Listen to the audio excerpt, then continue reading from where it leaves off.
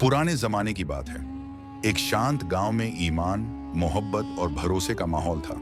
मगर उसी गांव में एक लालची और घमंडी व्यापारी रहता था, जो अपनी दौलत पर बहुत घमंड करता था।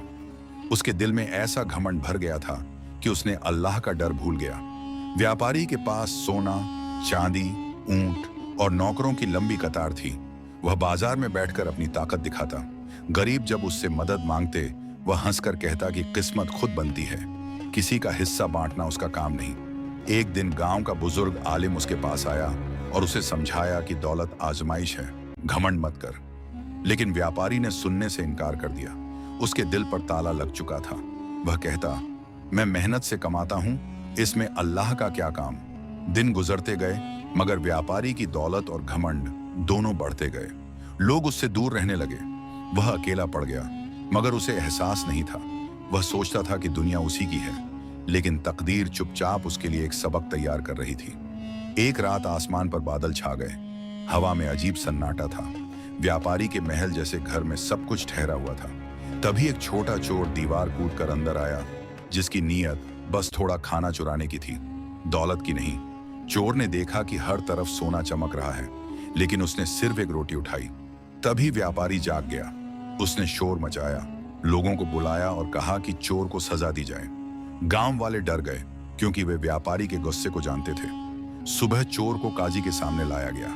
व्यापारी ने कहा कि इसे सबक सिखाया जाए। चोर ने कहा कि उसने भूख की वजह से रोटी ली, मगर काजी पर व्यापारी का दबाव था, इसलिए फैसला व्यापारी के हक में गया। चोर को सजा मिली और वह अल्लाह के सामने रो पड़ा। उसने कहा, ऐ मेरे रब, तू इंसाफ करने वाला है, मैं तेरे फैसले पर भरोसा रखता हूं। लोग तमाशा देखते रहे, मगर किसी के दिल में रहम नहीं आया। कुछ दिन बाद व्यापारी के घर अजीब बदलाव आने लगे। ऊंट बीमार पड़ गए, माल जलने लगा और सोना चांदी गायब होने लगा। वह हैरान था कि सब ठीक होते हुए भी नुकसान क्यों हो रहा है, मगर उसे याद नहीं आया कि उसने जुल्म किया था। एक रात वह अकेला बैठा सोच रहा था कि किस्मत ने मुंह क्यों मोड़ लिया। तभी आसमान में बिजली चमकी और उसका दिल कांप गया। उसे महसूस हुआ कि अल्लाह की लाठी बेआवाज है, मगर जब चलती है तो घमंड मिट्टी में मिल। अगली सुबह व्यापारी का चेहरा पीला पड़ गया।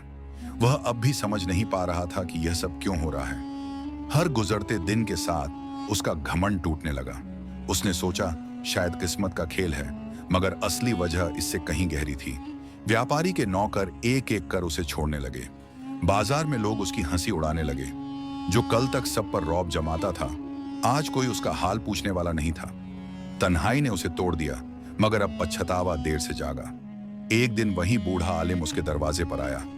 उसने पानी दिया और कहा, अल्लाह के फैसले में देर हो सकती है, अंधेरा नहीं। हर जुल्म का जवाब मिलता है, बस वक्त तय होता है। व्यापारी ने सिर झुका लिया और आंसू बहाए। उसी रात उसे एक सपना आया। उसने देखा कि एक तराजू लटक रही है। एक तरफ उसकी दौलत रखी है और दूसरी तरफ उसके गुनाह। तराजू गुनाहों की तरफ झुक गया। उसका बदन कांप गया और माथे से पसीना बहने लगा। सुबह होते ही वह काजी के पास गया। उसने रोकर कहा कि उसने एक बेगुनाह को सजा दिलवाई। काजी हैरान हुआ, मगर व्यापारी ने पूरे गांव के सामने कबूल किया। उसने कहा, मैंने जुल्म किया था, अब इंसाफ चाहता हूं। गांव वालों ने वही चोर बुलाया जिसे सजा हुई थी। वह कमजोर और बीमार था, लेकिन उसके चेहरे पर सुकून था। व्यापारी उसके पैरों में गिर गया और माफी मांगी। चोर ने कहा, मैंने तुम्हें माफ किया, क्योंकि मेरा रब सब देख रहा है। यह दृश्य देखकर पूरा गांव रो पड़ा। काजी ने कहा, यही है अल्लाह का इंसाफ, जो बेआवाज होता है लेकिन सही वक्त पर आता है। व्यापारी ने सबके सामने वादा किया कि अब वह अपनी दौलत अल्लाह के रास्ते में खर्च करेगा। उस दिन के बाद गांव का माहौल बदल गया। व्यापारी ने गरीबों के लिए खाना बांटना शुरू किया, यतीम बच्चों की मदद की और स्कूल बनवाया। लोग अब उसे इज्जत की नजरों से देखने लगे, लेकिन वह खुद को हमेशा नम्र रखता। हर शाम वह मस्जिद के बाहर बैठकर सोचता कि अगर अल्लाह चाहे तो एक पल में इज्जत मिट सकती है। वह कहता, घमंड इंसान को अंधा कर देता है, लेकिन अल्लाह की पकड़ चुपचाप और यकीनी होती है। अब उसके चेहरे पर नूर झलकने लगा। कुछ साल बाद जब वह इस दुनिया से गया, तो पूरा गांव उसकी मगफिरत के लिए दुआ करने लगा। उसकी कब्र पर यह शब्द लिखे गए, अल्लाह की लाठी बेआवाज है, मगर जब चलती है तो इंसान को इंसाफ याद आ जाता है। सबका।